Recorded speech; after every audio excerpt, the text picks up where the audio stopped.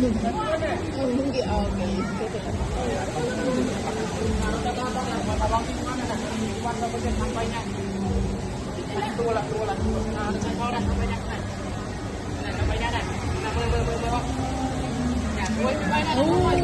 làm không không nó có nọ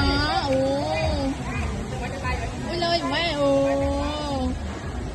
ăn say môi anh ôn đi sắp bay say môi mẹ nghe mà say lắm nè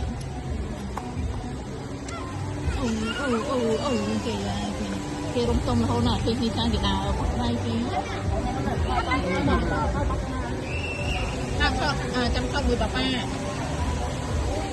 ê bốc đe cái con mặt thon nó dê nhá